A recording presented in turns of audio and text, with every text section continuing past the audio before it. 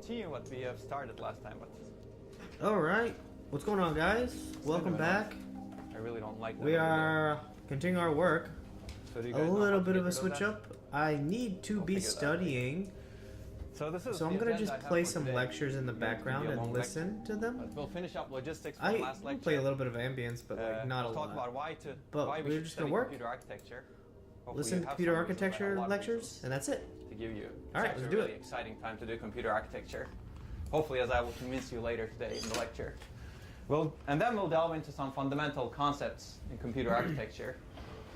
And then we'll start with the ISA, instruction set architecture. Is that a good plan? Everybody's here for this? Good. So let me recap the last lecture really quickly, just to warm up your caches, if you will.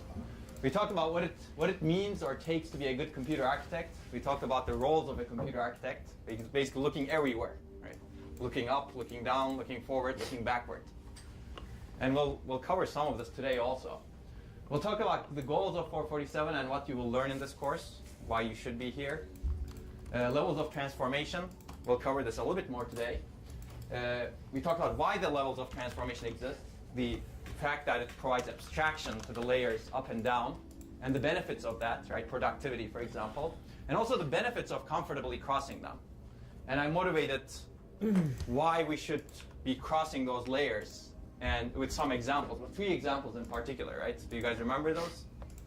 3 example problems. One was memory performance attacks, when actually multiple cores share the memory controller. If the memory controller is not fair, you deny service to some programs. DRAM refresh, we talked about that as a scaling problem. And we talked about DRAM disturbance errors. I'm not going to go over this again, but you're going to pick one of these as you're reading anyway for your homework. And for extra credit, you can pick all of them. And in the meantime, we covered Hamming distance and Bloom filters also. So hopefully you remember these. We'll go into Bloom filters a little bit more later. I guess that could be a good test of the document camera, but let's see. I'll cover some other things first. And then we covered some course logistics. So today we'll start with some more course logistics and continue. Okay? Well, I guess we also covered what are the first assignments, right? So hopefully this is all in your mind. I would like homework 0 this Friday. Lab 1 is due next Friday, and homework 1 is due next Wednesday. Okay, so let me do a quick review. We had a key takeaway from the 3 problems, and that was if you break the abstraction layers across the transformation hierarchy, and if you know what's underneath and maybe what's above, you can solve problems in a much better way. You can design much better future systems. And if you can cooperate across different layers, multiple components, you can actually enable much more effective solutions of systems. We saw that, for example, in the DRAM refresh problem, right? If you can actually expose the different retention times of different parts of DRAM to the memory controller can reduce the refresh count significantly. Or if you expose to the operating system can say, oh, I'm going to reduce the refreshes significantly and not allocate some of those parts of memory that you're supposed to refresh a lot. So if you know what's going on underneath, you can solve the problem in a much better way. But if you do not know, if you just take DRAM as a black box, as a given, if you say DRAM manufacturers provide me DRAM, it's only, I have to refresh it every 64 milliseconds, and I don't know beyond that. Well, then you're stuck, right? You have to refresh it every 64 milliseconds. If you know what's going on underneath, you can say, oh, I don't really have to refresh it every 64 milliseconds. Okay.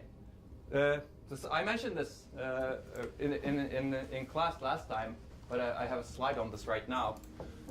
Basically, this course is classified under computer hardware. Is that right? You take it as a hardware requirement. Well, it's not a requirement. Is it a requirement for hardware Wi-Fi? It's not, right? It's one of the things that you can take to satisfy that specialization. Maybe it should be a requirement. But this is, you will be much more capable if you actually master both the hardware and the software and the interface between them. And that would be my goal in this course, actually. Not only teach you how to design good hardware, good computer architecture, but also its effects on the software. Basically, you can develop much better software if you understand the underlying hardware. We've actually talked about that a little bit, right? System software, for example. You can design better hardware if you understand what software it will execute. Maybe you can specialize some of your hardware. We'll talk about, for example, graphics processing units. that can do very wide operations, multiple instructions, multiple operations on different pieces of data using the same instruction. It's called single instruction multiple data engines. If your problem is such that you're operating on large sequences of arrays and you're doing the same operation on different pieces of data, that's a good specialized architecture for that, right? And images are like that. Maybe you're doing the same operation on many millions of, maybe billions of pixels, right? Then you can specify a single instruction that can do the operations on all of that data. So if you understand what software it will execute, your hardware can become much better. You can also design a better computing system if you understand both. So that'll be our goal in this course. That said, this course covers the hardware-software interface and the microarchitecture. So we won't be dealing with how to design the operating systems. But the hope is that you will think about it. So when we talk about, for example, different memory channels, let's say, you can think about how the operating system could be designed to take advantage of those. And sometimes I'll give you examples of that also. And we will focus on trade-offs and how they affect software. So this was one of the slides that I went through quickly. So I'll cover it in a little bit more. This is the definition of computer architecture from the syllabus, I think. I'm not sure. I don't know if I included in the latest syllabus. But it's basically the science and art of designing, selecting, and interconnecting hardware components and designing the hardware-software interface to create a computing system that meets functional, performance, energy consumption, cost, and other specific goals. It's kind of a mouthful, but you kind of get the idea, right? And I said it's science and art. We'll get back to this. I kind of gave you the idea of why it's an art. We'll cover this a little bit more also. So this is a very broad definition. The traditional definition, which we will focus later on in this course, is this is one of the definitions, but an early definition that was provided by Gene Amdahl. How many of you recognize the name? Amdahl. More? Good up. Hi. I recognize it. Yeah. Amdahl's law. How about that? You recognize it better, probably. Yeah. This is the guy who developed Amdahl's law, or who came up with that concept. Basically, according to his definition and the traditionally accepted definition, architecture is used to describe the attributes of a system as seen by the programmer, i.e. the conceptual structure and functional behavior as distinct from the organization of the data flow and controls, the logic design and the physical implementation. So he's really defining the interface here, right?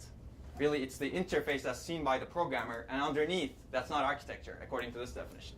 So this is really the traditional definition of instruction set architecture, in a sense. I'll get back to this slide, actually, in fact, when I introduce instruction set architecture.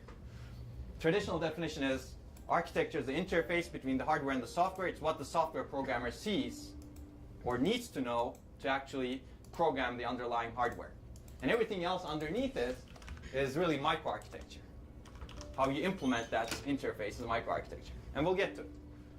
And this is Amdahl, by the way.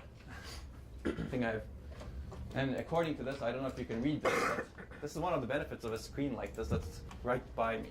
I can tell you that he's holding a 100-gate LSI air-cooled chip. 100 gates. Cool. You probably designed 100-gate things in 240, right? Much more than 100 gates. How many gates was there designed in 240 when you modified that processor? Is that P18240?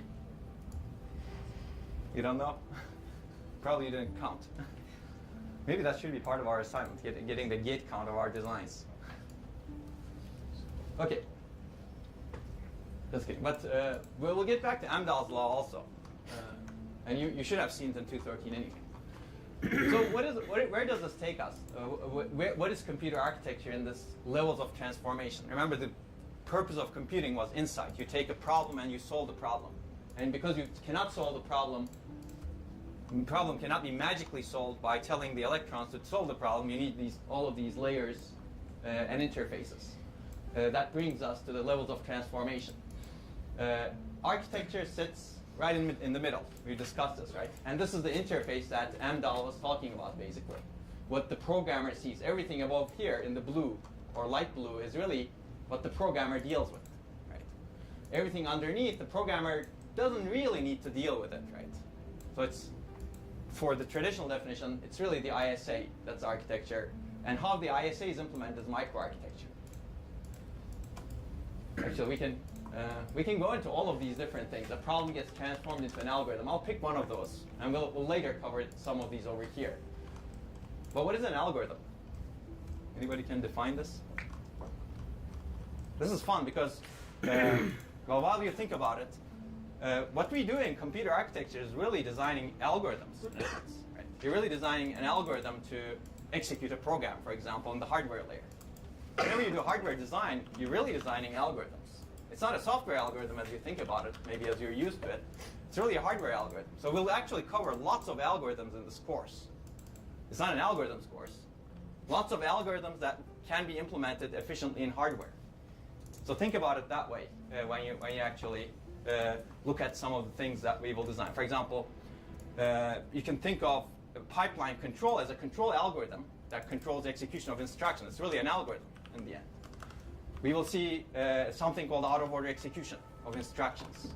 That's really an algorithm that dictates how instructions are executed in the processor, and how you can figure out what instructions are independent, what instructions are dependent on each other, and how you can schedule the instructions in an order that provides high performance. That's really an algorithm. In fact, there are many algorithms to do out-of-order execution. We'll cover one of them.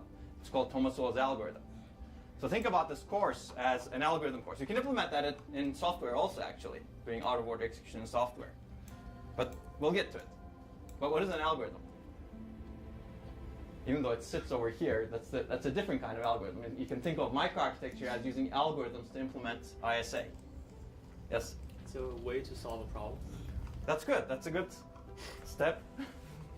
But it needs to be more definite. Yes? A set of discrete instructions to solve a problem. That's good. That's a good start also. Basically, it's a step-by-step procedure to solve a problem where each step has, well, 3 properties.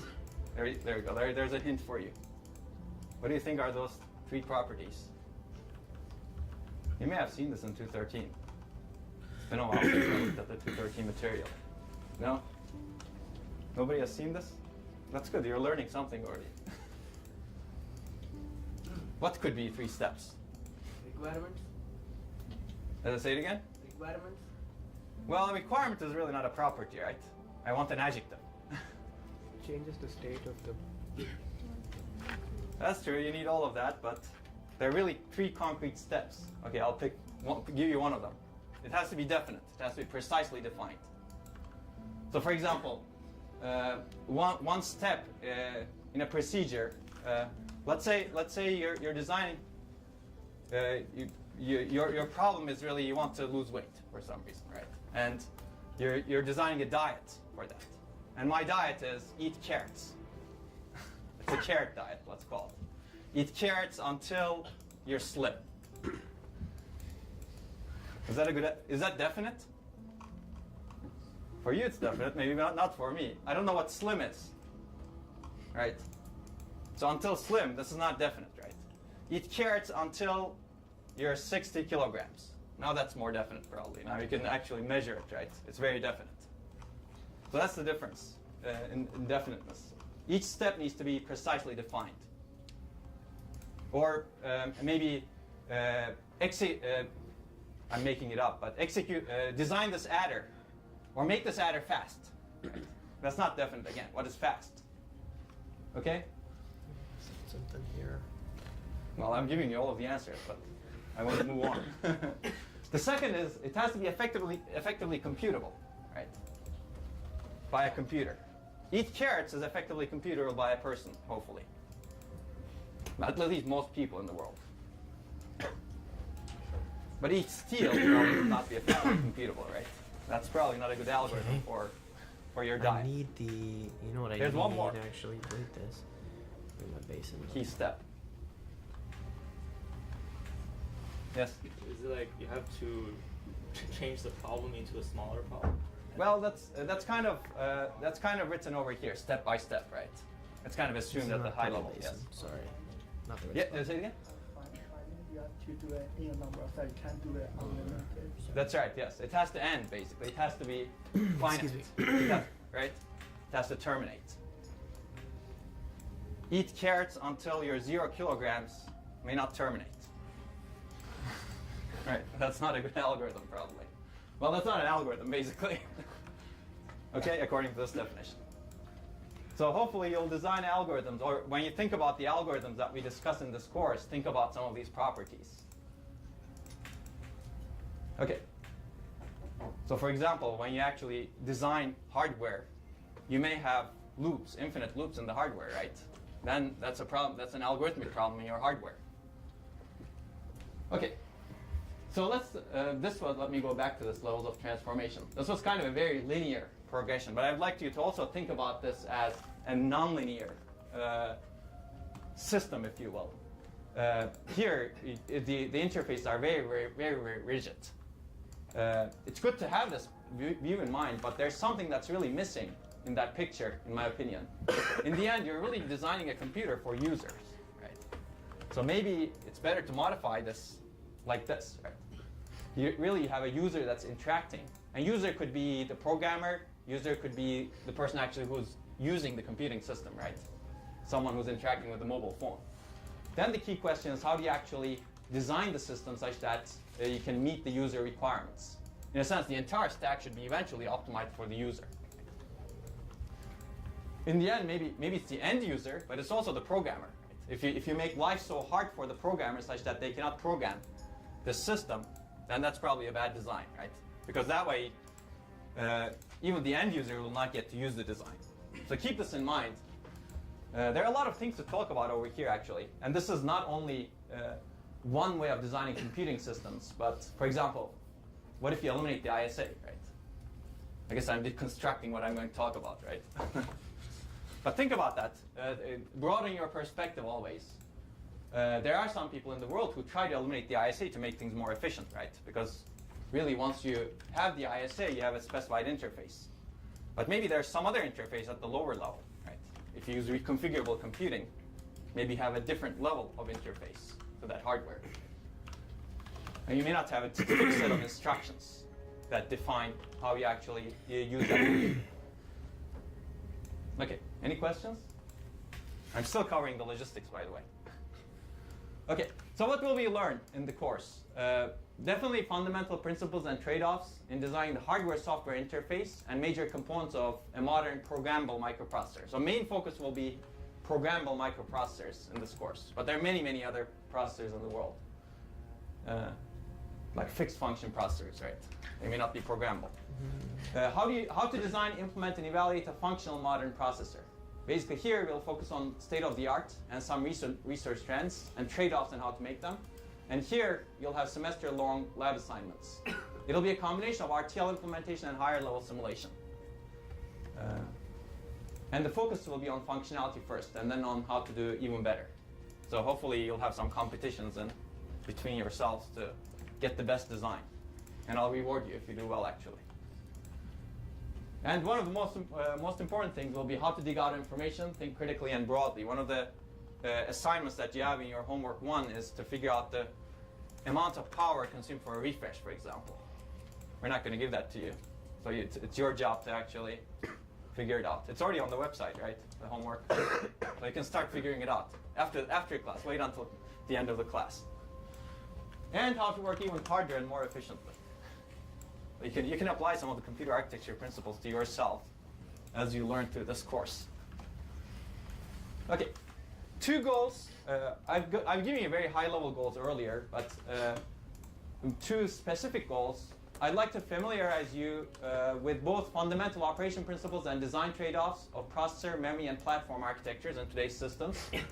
And again, the strong emphasis will be on fundamentals, design trade-offs, how to make them, key current and future issues. So I don't want to teach computer architecture as it was 40 years ago. It'll be computer architecture as it is today and as it is going into the future. Because again, you'll be an architect, right? As an architect, you're really making trade-offs of the future, not today. Past, you learn from, and I'll teach you the past, but always know what's coming next. And we've already talked about this briefly, and I'll give you more examples. There'll be a strong emphasis on looking backwards, past, forward, future, up and down on the stack. And to provide you the necessary background and experience to design, implement, and evaluate a modern processor. These are the lab assignments. Performing hands-on RTL and C-level implementation. And both are really important as an architect. RTL is very good because you get to know what are the key design issues in hardware. But C-level simulation is really important also so that you can actually explore the trade-offs in designing a new system. And you cannot be a good architect without knowing both. That's why we have both of these. Oh my gosh, this is a 2-hour long lecture. Because if you're just looking at RTL, in a sense, your ability to explore ideas and algorithms is very, very limited. Because you have to design and make everything work, right? Whereas if you're doing C-level simulation, it's much faster. And you can actually explore many, many different ideas. You can decide, for example, do I want to do auto-board execution in this processor? Do I want to implement a huge cache? Do I want to do this branch prediction algorithm versus that branch prediction algorithm? So we'll cover all of that. And you'll actually do branch prediction algorithms in the C-level implementation. And the strong emphasis will be first on functionality here, getting a functional design, and obviously hands-on design, implementation, and efficient design next. Both in terms of the design efficiency and your efficiency. So the faster you work, the better it would be for you. 1, Okay, and obviously making things work and realizing ideas will be important. 2, These are good goals.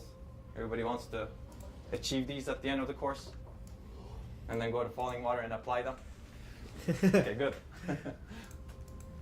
That'd be so much fun. This is a reminder. I'll skip this very quickly, but 2, yeah, I guess I'll emphasize this again. Start early.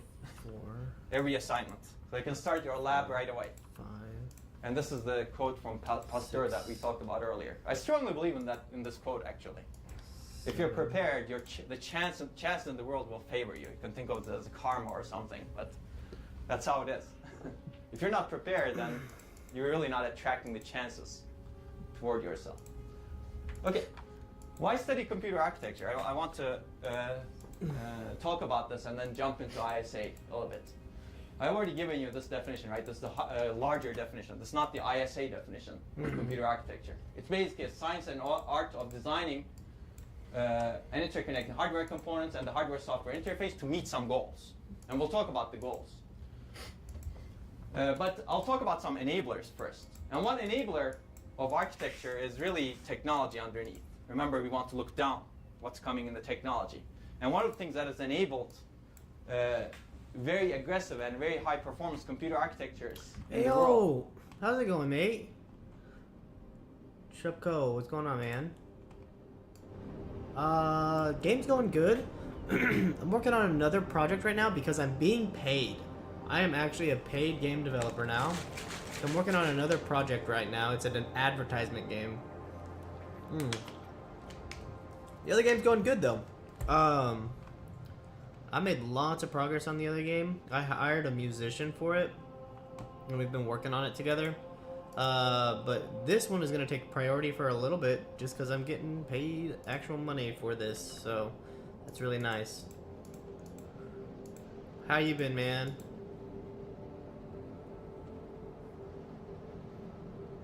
Oh, looks like he backed out. Yeah, that's alright. Back to the lecture. Let's go ahead and turn this back down. Turn this back on. Well, this thing, for example, is really Moore's law, right? And what is Moore's law? Basically, the number of components that you can integrate into a chip It's all on top. is increasing exponentially. Basically, well, you can argue with the numbers, but component counts double every other year, right? And this is an example from Intel's chips, and it goes only until 2005. Well, that's 10 years ago almost. Well, it is 10 years ago exactly. It doesn't even go until 2005. But if you look at it, you see that the number of transistors is doubling every other year here. And 1970 is somewhere over here. It's less than 10,000 transistors. And this is a picture from Moore's paper he wrote in 1965. It's basically the same thing, right? If you look at it, he plotted. The way he came up with this is he actually plotted the number of components on the devices at that time from 1959 to 1965 when he wrote the paper. And he saw that there's an exponential increase. And that's basically continuing for a long time. So that's what the technology, underlying technology, has enabled. And this is another example that he basically says why this happens. This is the number of components per integrated circuit here. And this is the relative manufacturing cost per component. So in 1962 it was like this, 1965 it was like this, 1970 it was like this. Basically, the number of components, as you increase the number of components, what's happening is, for a while, until you hit the knee of the curve, the relative manufacturing cost per component is reducing because you're amortizing the cost. But if you put too much, now your cost is increasing because maybe you're having bigger wafers and things like that, right? Other things, other issues that you need to deal with. But over time, because manufacturing capability has become less costly, this curve has increased like this and led to a curve like this. So if you're interested, you should read the paper. But this is a more modern view of the curve. That's 2011 again. And pretty much the trend is the same for more than 50 years. So I just superposition this curve on top of this curve. It looks the same to me. Okay. So this is a recommended reading. I'll recommend you many, many readings in this course. First do the required readings, but definitely do the recommended readings at some point. It's only 3 pages. That's the paper that introduced Moore's law. Some quotes for you that I just picked up from there. With unit cost falling as the number of components per circuit rises, by 1975, economics may dictate squeezing as many as 65,000 components on a single silicon chip. Today we have more than 2 billion components. Right? That's the beauty of exponents. Another quote, which is interesting, I think. He's actually very optimistic about this at that time. Will it be possible to remove the heat generated by tens of thousands of components in a single silicon chip? Right, he's writing this in 1965. And he's very optimistic because at that time, he's actually saying power is actually reducing as you put more components over time as technology scales. That's not the case anymore. It's very difficult actually to reduce power because we reached the point in the size of transistors that as you reduce the size of transistors, you're not gaining power benefits. Because we're reaching the threshold voltage. We're making the threshold voltage so low that you're at that point of operation in the curve, you're actually increasing power at some point. But these are some things to think about when you read this paper. It's not required, but I definitely recommend it. Gotta get this above. But basically, let's go back. We're getting more transistors, more components, and what do we use these for? Or what can we use these for? Your readings for this week should give you an idea. And what have computer architects use this for? We've integrated many, many different things onto a chip, right? We made it much more powerful. Previously, for example, one example, floating point units were on a separate chip. Now, you have very aggressive floating point units on the things that you use, even including those, right? Your cell phones. So you're integrating more and more components. And this reading hopefully will give you a lot of ideas. This is the main required reading, and you'll summarize it. But I'd prefer that you do it this week instead of waiting until your homework, because you'll follow the lectures much better. In fact, the levels of transformation, the transformation hierarchy that I show you comes from this reading. I've taken the liberty to modify it and adding the user and talking about a lot of these other things. But hopefully this will give you a good idea of what computer architecture is about and what these transistors could be useful for. And these other readings also talk about what these transistors have been used for. For example, multi-core systems, right? Transistors are used for putting more cores. That's one way. You can put more cache. Basically, you can put. That's the good part about being an architect. You can dream, and if it's useful, you can actually add more onto the chip because the technology is enabling us to actually put more. Okay. So why should we study computer architecture? What is the purpose of computer architecture, in a sense, given that the technology is enabling us to do better things? I guess there are two things I would like to think about. One is, this technology is a great enabler. That's good. Maybe it will continue. What if it ends? Will computer architecture go away? Let's get back to this after a little bit. I will argue that actually it will be even more important because technology will not providing you things. Now, as an architect, you need to think even more creatively because you have very fewer resources and you need to somehow take advantage of them in very novel ways. But okay, let's first discuss why should we study computer architecture? I guess I shouldn't have put it over here and I should have asked you, why do you guys want to study computer architecture? Well, you can write it in your homework. I read all of those homeworks and you can tell me. That's one of the questions over there, right? Why are you taking this course? And hopefully it's not just to satisfy the hardware requirements, since it's not required. Okay, so these are 4 reasons. There may be other reasons too, but I think these are the 4 most prominent reasons in my view first of all, we would like to enable better systems. As an architect, that's your biggest impact, perhaps. You can make computers anything you want, actually. Faster, cheaper, smaller, more reliable, to satisfy a design goal. You can basically you can satisfy any design goal you want by being a computer architect, by exploiting the advances and changes in underlying technology and circuits. In the end, you're building this on top of some underlying technology. You have to look down. If the technology doesn't allow you to do it, then you won't be able to do it. Right? For example, today there's a huge push for designing an exascale computer, right? Which can execute an exa number of ops per second, I think. What was exa? It is 2 to the 60, right? 2 to the 60 operations per second. Yes, that's better. That's not, if the technology cannot allow you for that, maybe you cannot design a power plant large enough for that, then that's too bad, right? Well, the hope is that you can actually design it today. Well, the question, one question, does technology allow you to execute 2 to the 60 operations per second in a form factor like this today? I don't think so, right? If you have an answer, yes, if you have a yes answer to this, talk to me. But I don't think that technology enables you. So that's basically, you cannot do it. So you should always think about what the technology can enable. The second is, as a computer architect, you can enable new applications. And this is also exciting, equally exciting perhaps, right? All of these, well, some of these are not enabled yet. But got it. For example, lifelike 3D visualization. You have it on this today, right? I think. It depends on, I guess it's not definite enough. What do you consider lifelike? Right? For me, it's live enough. For some others who have better eyes, it may not be. But this was not possible 20 years ago. At least not in this form factor. Virtual reality, maybe it's being enabled. Personalized genomics, personalized medicine. Basically, this we talked about earlier in the previous lecture, right? Can you actually analyze someone's background very, very quickly, plus their blood samples really quickly to figure out a good recommendation, maybe in 10 minutes, maybe in 1 second. I don't know. I believe this will be enabled at some point also. And as a computer architect, you play a big role in it. The third is enable better solutions to problems. There are always problems. Problems are changing too. But enabling better solutions is, again, coming from computer architecture. It's coming from the entire system design also, but computer architects play a big role in it also, again.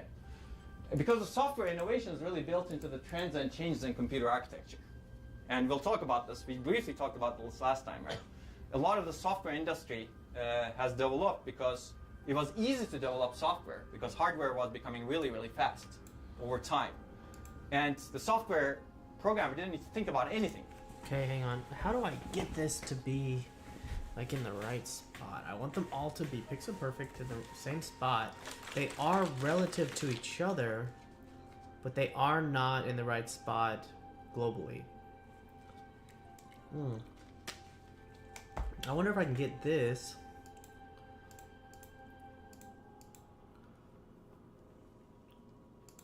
The transform. No, it's fine. They just needed to write the program, add features, right? Because hardware was automatically making the software fast with things, with algorithms that hardware designers, architects have put into computer architecture. The out-of-order execution, for example, was a big one, right? It enabled, you could write a very inefficient program and the hardware can still execute it fast because it's finding the parallelism underneath. And this is actually still true, I believe. I haven't plotted this, but you get more than 50% performance improvement per year. Well, maybe it has reduced with multi-core, right? With single core, actually, this was the case. You would get more than 50% performance improvement per year. With multi-core, maybe you do get it still, except if you parallelize your program. That's the difficult part. That's going to be hard to keep. Okay. And the fourth is understanding why computers work the way they do. I guess maybe you can consider this intellectual curiosity. That's a good thing. But this actually enables all of the things at the top, right? If you understand what's going on, you can enable all of these things. And maybe also I don't know, design a computer. Maybe also do some other things with this. Parent. You know, what else can you do if you understand why computers work the way they do? Well, maybe you could model the brain or things like that, right? Maybe you can actually somehow why did this understand move? how humans work also.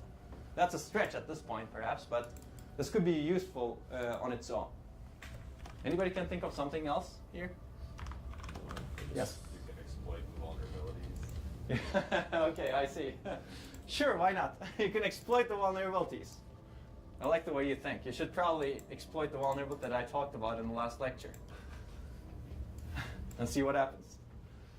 So why do you want to do that? I don't know. For fun. That's good. That's also good. You got to have fun while doing it, right? Or for profit, maybe. That's another possibility. Okay. He's What just else? straight up about it. I mean, well, you can't blame the guy.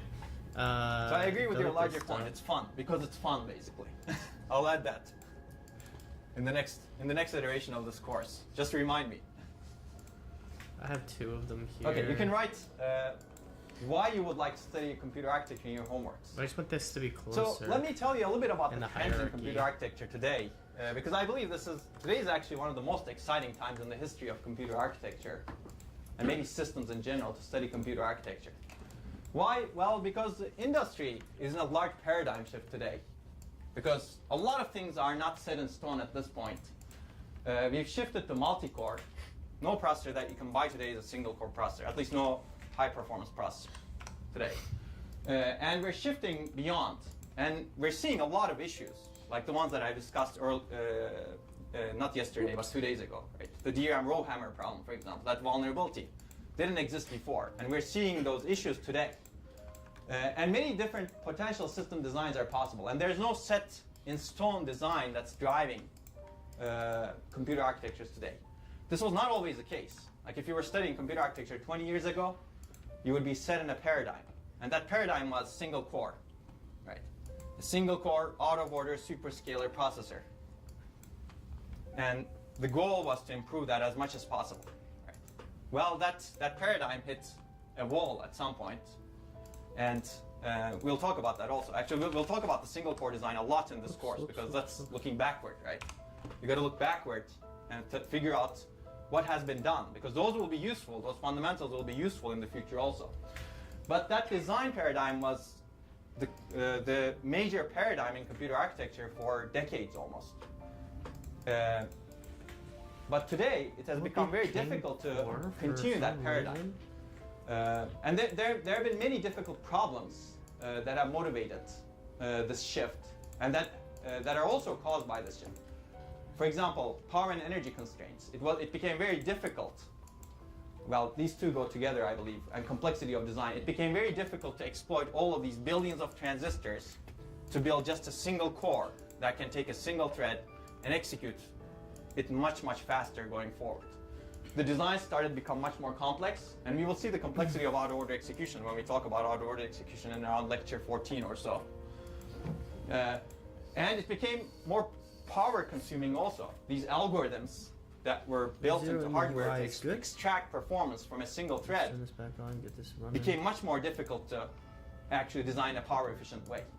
And these led to the multi-core, shift to the multi-core. That may or may not remain, because multi-core is also evolving today, as we will see.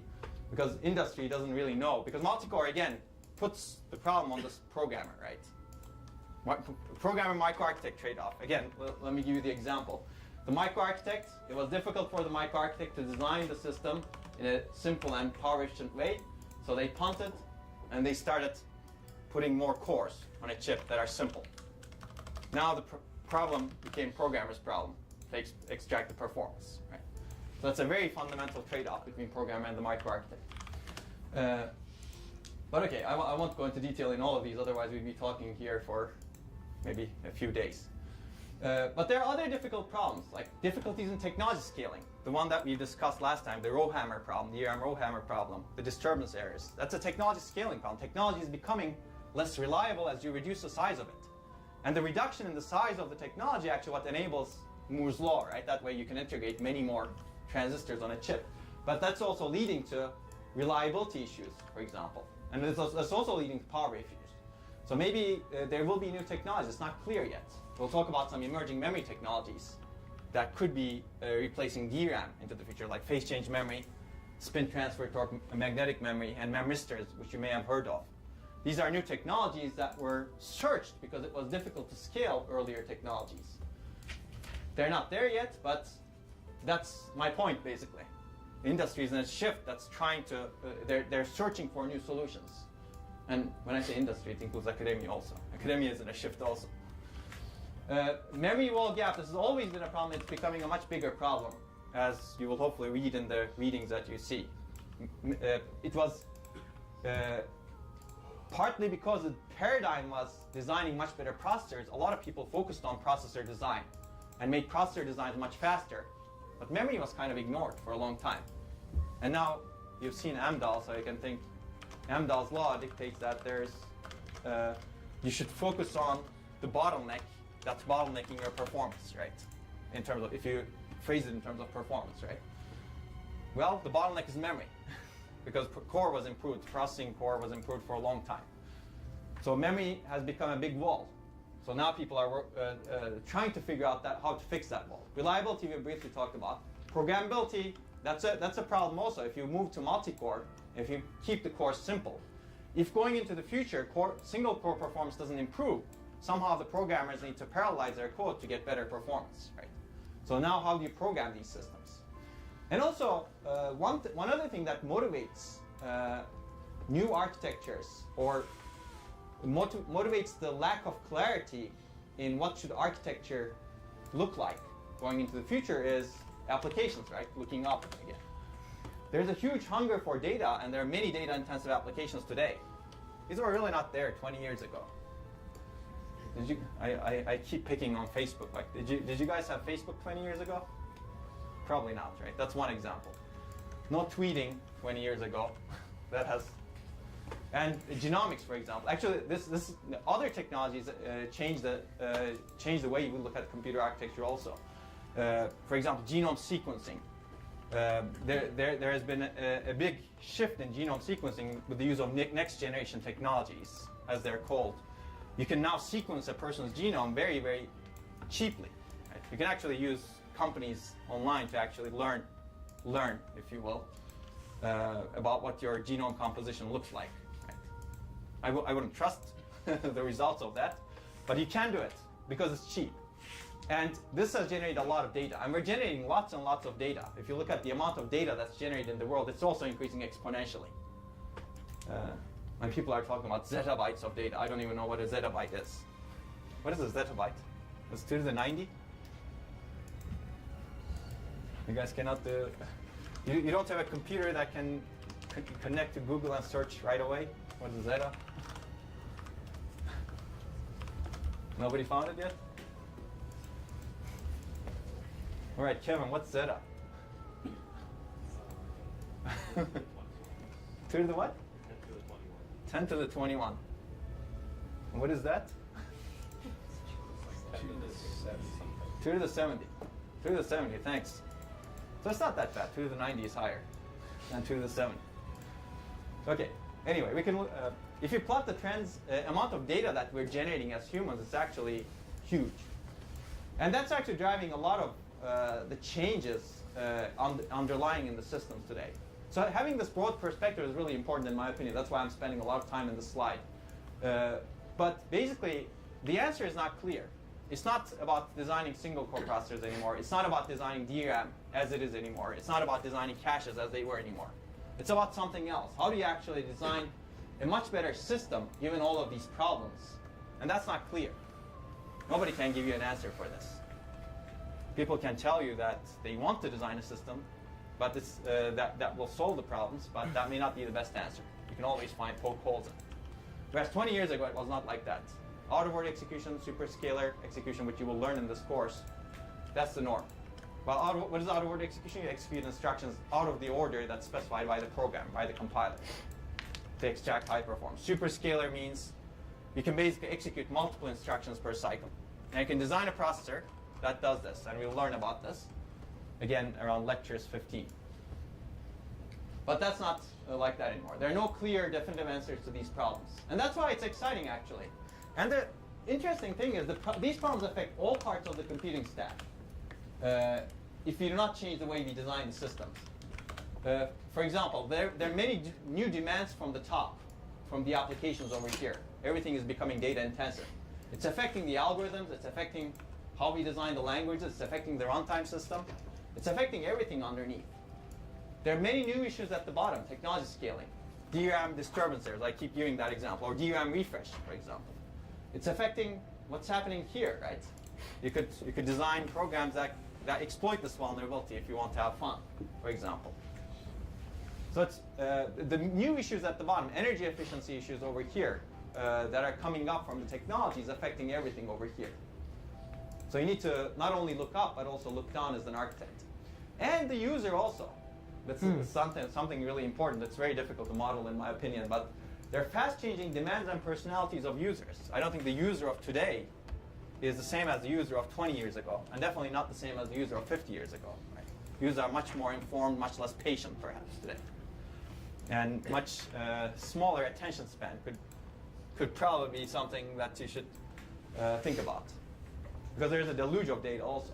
So all of these are really affecting the design choices that you should make as an architect. And there are no clear, definitive answers to the problems that we've discussed.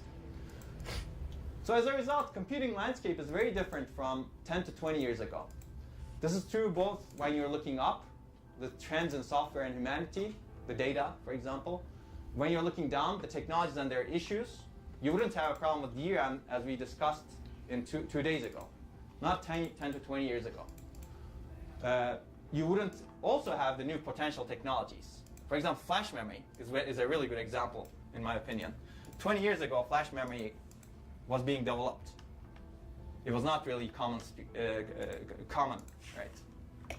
Whereas today, everything has flash memory in it. And people are trying to use flash memory as memory itself, main memory, instead of storage. And we'll talk about that too. And when you look forward and backward, the landscape has changed because you're really moving in time also, right? Forward, future is very different today compared to the future when you looked 10 to 20 years ago. So future is a really open future in a sense. There are many potential things that you can do. And every component and its interfaces, as well as the entire system designs, are being re-examined today. That should be an R. I'll fix it. Why not? And you can look at those components in the meantime. So if you look at a system today, it looks much more complex and much more different than what you had 20 years ago. So 20 years ago, what you had was actually a piece of this over here, a core, and some memory. A lot of these things didn't really exist 20 years ago. Whereas today, if you look at a chip, this seems a smaller one, right? You have different processors, heterogeneous processors, lots of processors inside. Even this is complex inside. Different kind of accelerators. Main memory that's kind of hybrid going into the future. You don't have a single type of main memory, but maybe you have some 3D stacked memory on top of the processor and some other memory on the side. More memory. General purpose GPUs. This didn't exist 20 years ago. And other kind of persistent storage and memory. Flash memory, for example, and maybe other technologies. So this course will cover a lot of these, actually. We'll touch on all of these. So hopefully you're ready for this. But this is really exciting, in my opinion, because everything is really being examined, re-examined, and redesigned today. And you can be a part of it. So this may be my last slide. So this is what's really exciting, I think, as a student here. You can really revolutionize the way computers are built today. Or going into the future, if you understand both the hardware and the software and change each accordingly. I don't think this was possible 20 years ago, frankly. I couldn't promise this to you. Well, what I could have promised 20 years ago, if I was teaching this course 20 years ago, is I would teach you the fundamental principles such that you can reach this position maybe 20 years later. But today, taking this course, you'll learn those fundamentals, and you can use them to actually have an impact on the future right away, almost. Whereas in the past, your future might have been 20 years later. Your impact might have been 20 years later. But today, once you understand this, you can have an impact on the future right away. And you can invent new paradigms for computation, communication, and storage. because things are shifting actually. I always recommend this book when I talk about paradigms. And there's usually one person who's read this book in class. Has anyone read this book? Or has it been too long that... Yes, you have? That's great. In a class or for fun? Yeah, for an English class, actually. Okay. That's good. What English class? Here? Yeah, it was comparing, I forget the exact name, but it was comparing science and humanities and talking about representation of science and humanities. Okay. So it's all talking about the adoption of new scientific ideas and paradigms and how that cycle is. How that cycle happens. So that's good. So you know what what I'll briefly summarize in the next 5 minutes or less. Basically, this is a book, Thomas Kuhn, about the philosophy of science, basically, how scientific revolutions happen. He basically talks about paradigms. He's actually the person who put paradigm, the word paradigm, into daily lives today. He says that science happens, and I'll take the liberty to apply this to computer engineering or computer architecture. Science happens in a cycle or in multiple phases, and I'll simplify this to 3 phases. Pre-paradigm science, there is no clear consensus in the field about something, and then consensus happens and people start doing normal science, or normal computer architecture, let's say. You have a dominant theory that's used to explain and improve things, business as usual. You design out-of-order superscalar architectures, for example, and do nothing else. And exceptions are considered anomalies. Well, what is this graphics processing unit over here, right? That's kind of an anomaly. It's kind of an accelerator that helps us. So that's kind of the normal science. That's the paradigm. But today, we're somewhere here, in my opinion, pre-paradigm science and evolutionary science. We're really re-examining all of these underlying assumptions that were there for a long time. Because out of that kind of paradigm, single core design, very fast single core design, using the algorithm that we had at that time, kind of ran out of steam, right? It led to all of those problems that I briefly discussed earlier. So we need to examine all of these underlying assumptions, and as a result, there is no clear consensus in the field as to what is the best architecture. And maybe there won't be a lot of consensus for a long time. So you have the opportunity to actually decide on a consensus at some point, maybe, and affect that. And this is the guy, by the way, Thomas Kuhn. And this is, did you read this version? Or this version? The left one. Left one, yes. This is the 50th anniversary edition. Or this version. No, not that version. I cannot read on this thing, but this is again, this is a paradigm, right? This is the paradigm of a book. This is the paradigm of a Kindle, I guess, or computer. So people have moved to this paradigm shift. How many of you are preferring things like this over regular books? Don't be don't be shy. You are? Well, not exactly the Kindle.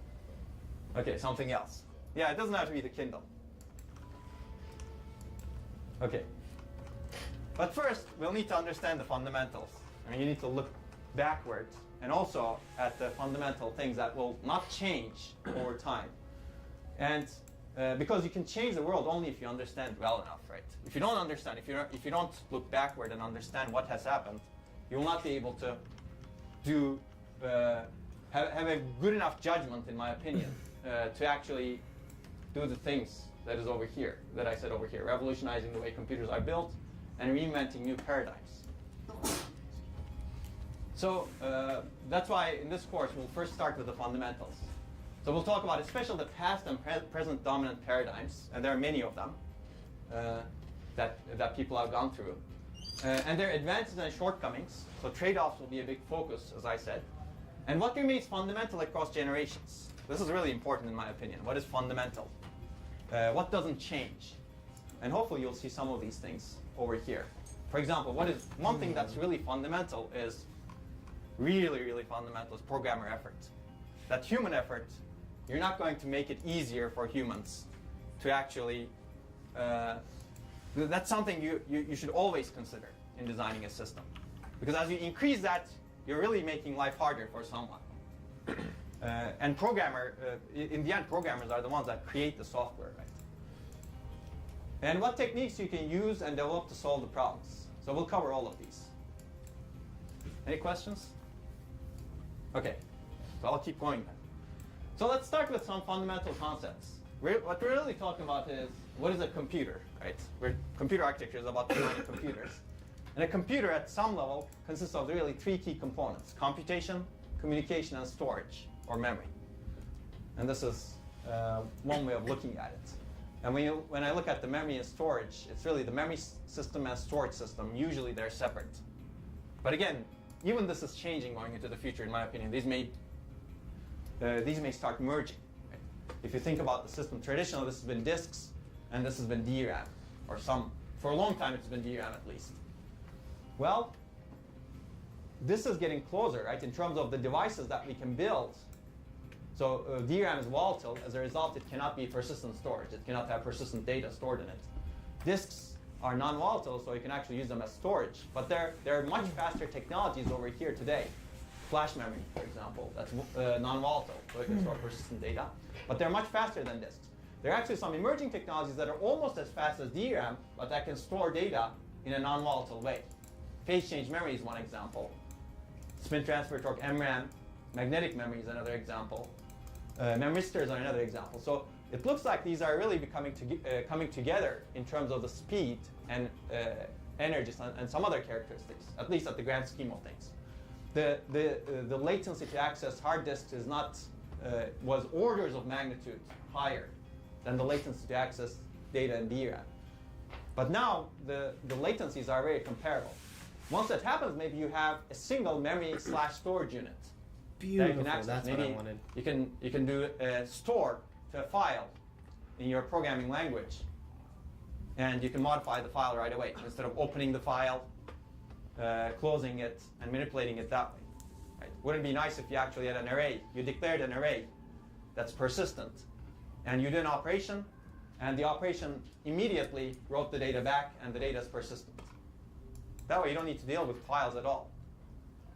Isn't that nice? Have you guys done that before? That could be nice.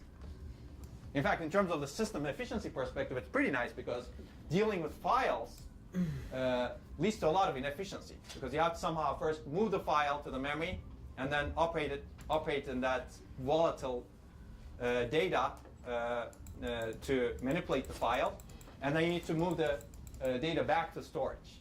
That's actually very inefficient. So think about it going forward. A lot of these things actually can merge. That's why I put them together in the storage units instead of separating them storage and memory. Okay, so we'll cover all of these three components in the course. We'll cover processing. We'll start with processing actually a lot. Then processing consists of control and data path.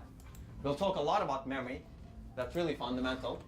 And again, if you were taking another course 20 years ago, perhaps you wouldn't learn a lot about memory. But you should really. In fact, maybe you should learn more about memory going forward than processing. But again, don't remember, processing is very fundamental, right? In the end, we're designing systems to do processing. But all of the pictures I've shown you earlier, we call it a processor, but most of it is really memory, right? If you look at a processor today, most of the chip area is really dedicated for storing data and moving data, all of those caches. If you look at the computation units, they're really small. This tells you the importance of the data and memory itself. And we'll talk about I/O as well, interconnects. Okay, have you heard about the von Neumann model? How many of you have? How many of you have not? I guess I should say it that way. No? Okay, good. Then you learned something else today. So a lot of the things that we will talk about will be von Neumann model. We'll start with this, because this has been the dominant paradigm for more than 60 years now, actually, although it's changing now. It's also called a stored program computer.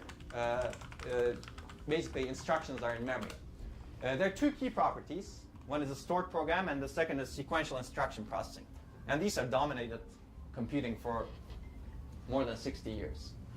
What is stored program? Basically, instructions are stored in a linear fashion in a memory array. And memory is unified between instructions and data.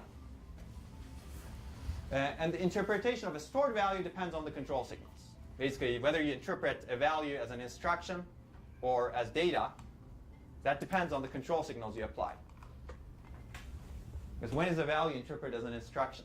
I may not be able to answer this right now, but... Well, if you think about the design of, of a sequential processor, when the program counter points to that location in memory, you interpret that as an instruction, right? When you fetch something, to execute as an instruction, or in the fetch stage, if you will. So we'll talk about how the processor is designed. But basically, in this model, all data is the same, but interpretation of the data is different depending on when the processor is really accessing that data. And the second property, we should never forget in this course and going forward later, is sequential instruction processing. And this has been very, very powerful. Basically, it says the computer processes one instruction at a time. You fetch, execute, and complete the instruction, and then move on to the next instruction. That's the idea of sequential instruction processing. And you have a program counter that identifies the current instruction that's being processed. I like the name instruction pointer much better. You're really pointing to the instruction that's being processed, right? But program counter has been used for conventional reasons. And program counter or instruction pointer is advanced sequentially except for control transfer instructions. Implicitly, you go to the next instruction, right? This is how you program in C, for example, when you write programs. And this has been the most powerful model. Well, I said more than 60 years, right? And if you want to, this is the paper that first introduced the von Neumann model and some other things, preliminary discussion of the logical design of an electronic computing instrument. It's a nice paper. It's about 50 pages. Well, although it's typed in a different manner such that it doesn't take you that long to read it. And I will actually refer a lot to Pat and Patel book. The chapter 4 has a very nice description of the von Neumann model. And if you don't have this book, I would definitely recommend that you get it. It's not required. We don't have required books. But this is something you would... I still use this book, for example, when I want to think about some concepts. Basically, two properties again: stored program, sequential instruction processing. And this is what a von Neumann model kind of looks like pictorially. There's also input and output. If you read this document, it talks about input and output. I'm not going to talk about that. But basically, you have stored program somewhere in memory. There you go. Shoot. And you have sequential instruction processing. An instruction pointer, you use the instruction pointer to get the instruction, place it over here, and then you process it. You execute one instruction at a time, and then change the instruction. We got an hour in. Okay. There's a question for you.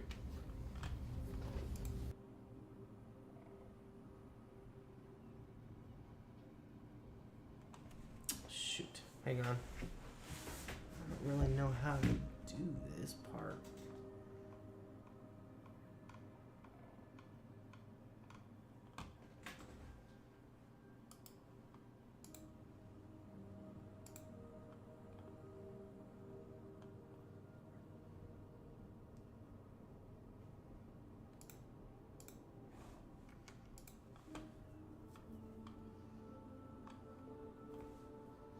Maskable?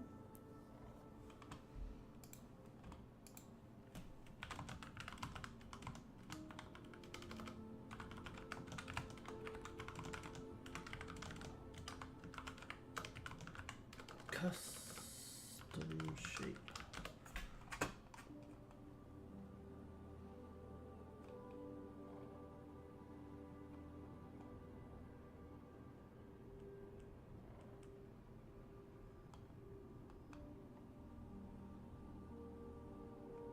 Click your button in the hierarchy. In the inspector, click Add Component, Polygon 2D Collider.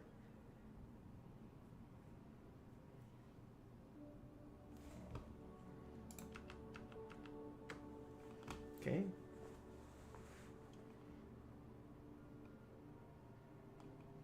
The collider you added is now the area that will register clicks.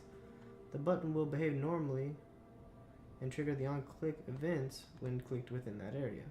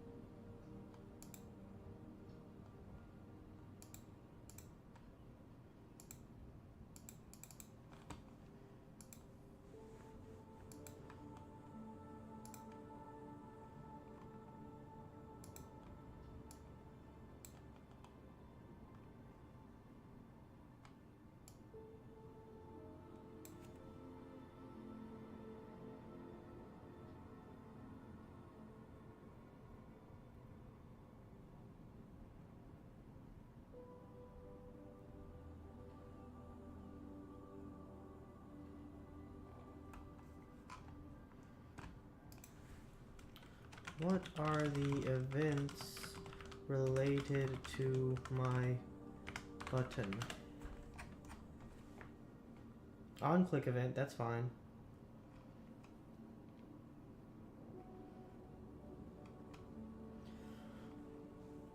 On pointer down.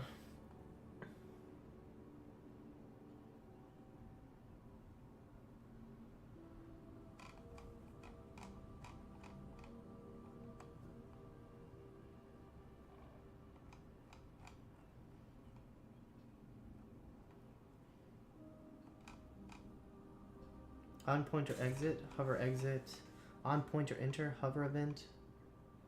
And then button states, so on pointer enter, and then on pointer exit, and then on pointer down, and then on pointer up, and then on submit. Okay, gotcha.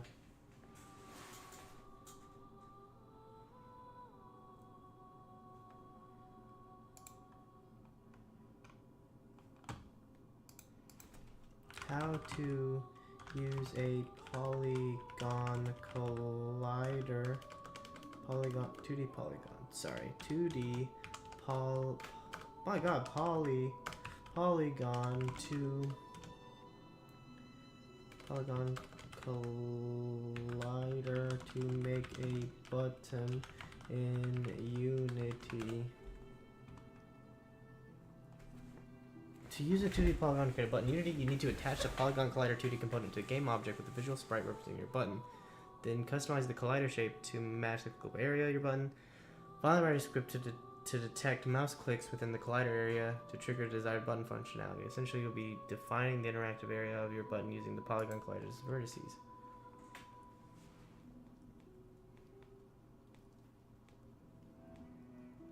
Ah, bummer.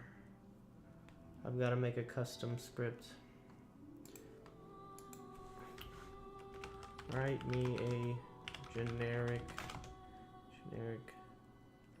button script that references a 2D polygon collider. Add all of the related events in the script, but with just comments in them so I can implement. Okay, let's go with that.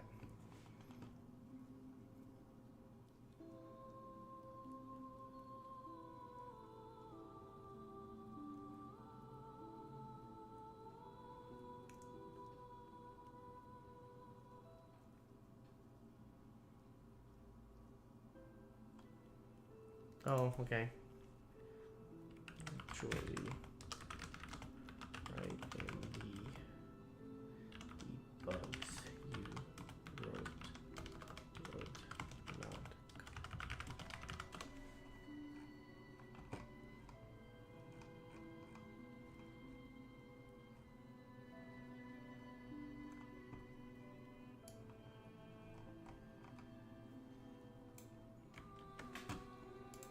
Okay.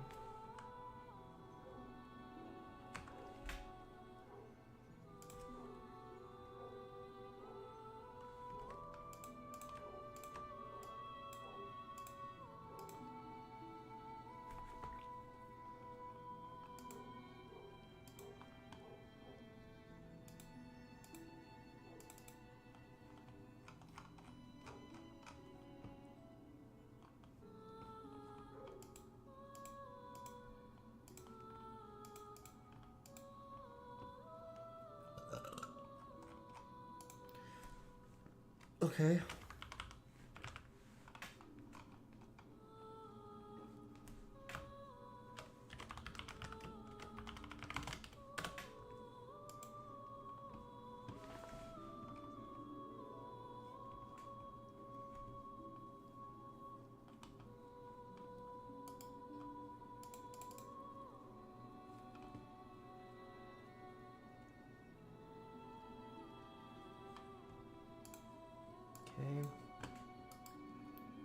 I'm gonna listen to this music for a bit, so we're just gonna turn this up.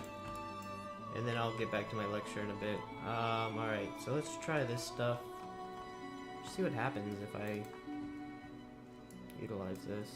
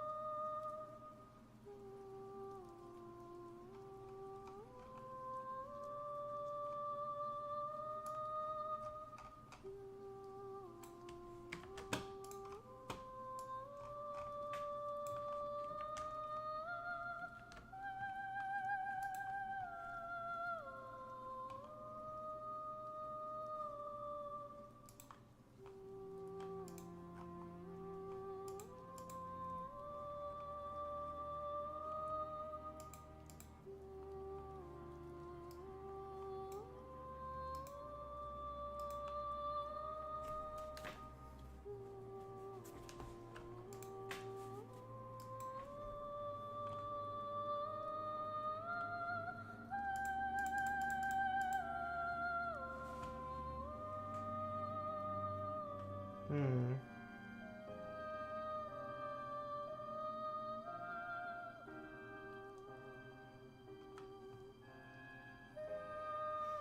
Hmm.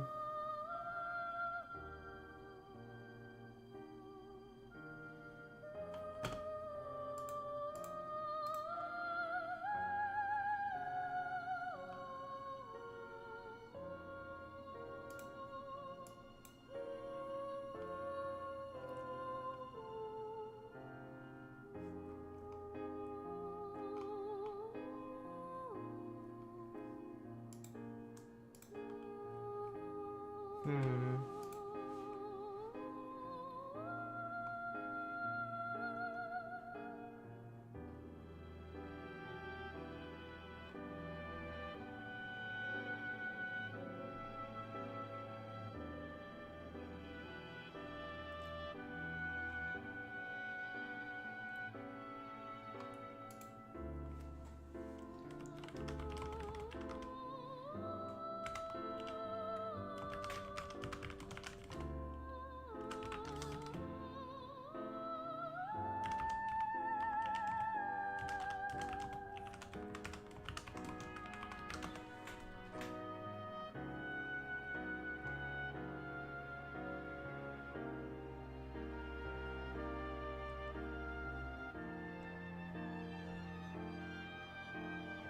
Okay.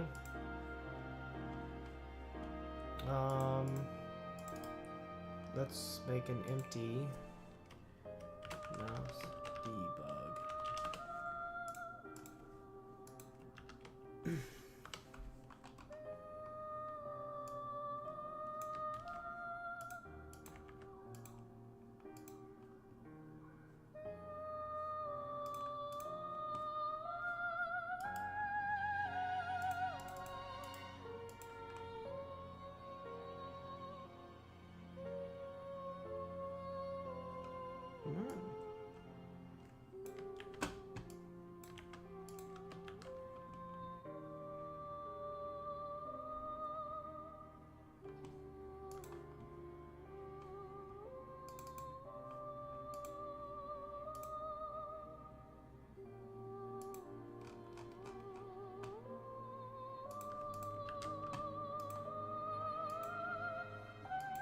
What?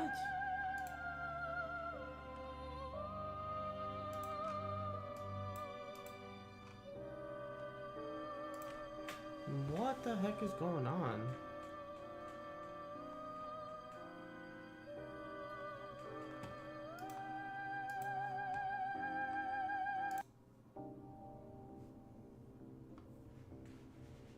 Mono behavior could not be found. Sorry?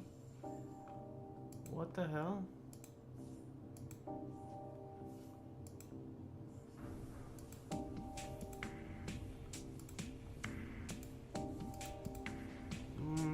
That is so strange. Okay, let me just close this.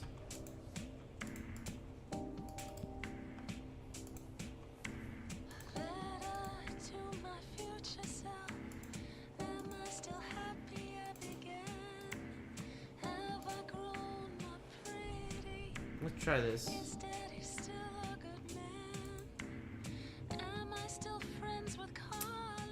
It's coming back. Hang on, 1 second.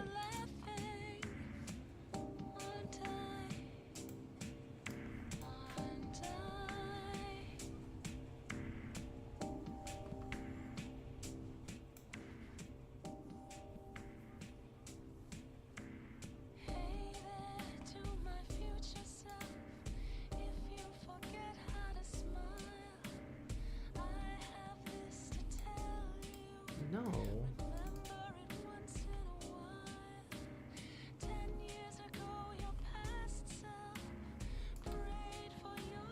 What the hell is going on? Oh, I see. Weird.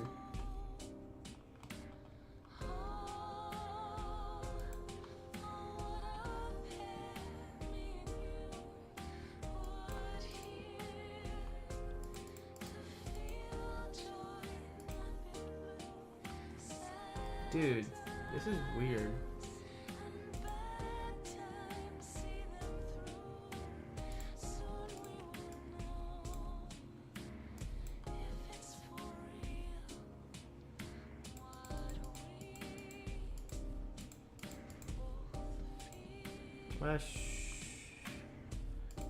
I should be seeing stuff from this blower kicking up.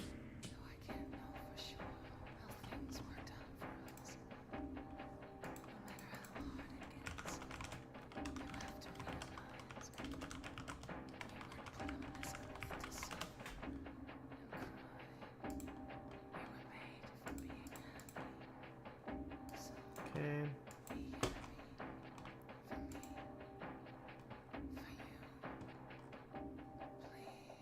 I don't want to.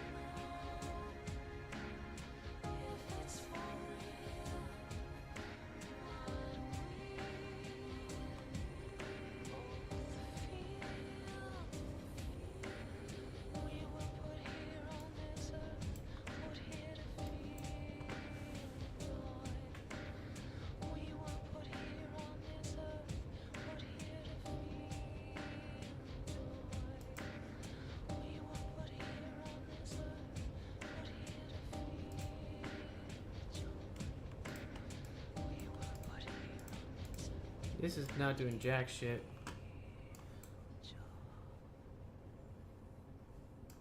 Is it because I don't have my gizmos on? 1 second, let's turn this back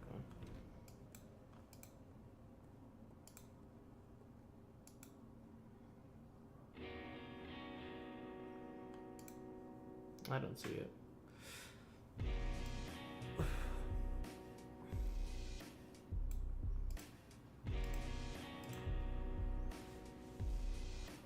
Okay.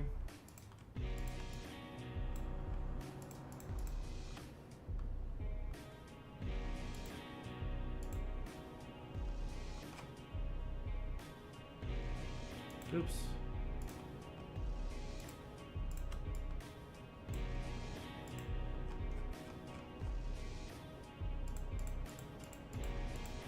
Wait a second. These all jumped out of their parent. There we go.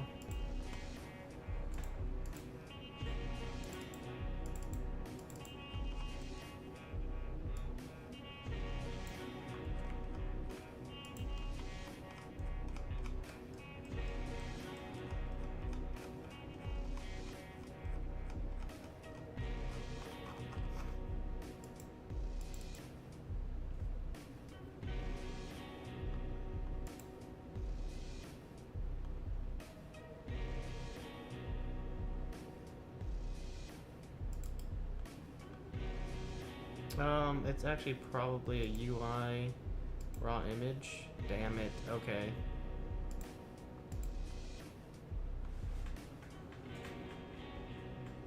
Okay, in that case, I need everything here to get the hell out. Man, that sucks. Canvas. Call it grass.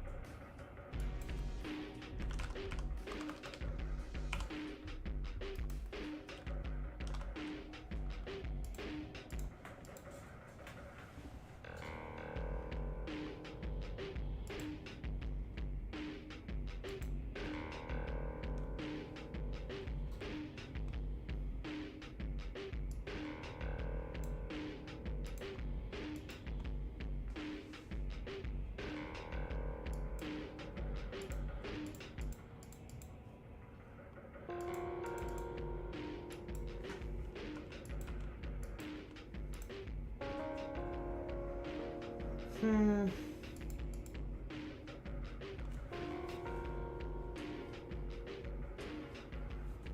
think I definitely have to fix that, one second. I have to fix that grass for sure.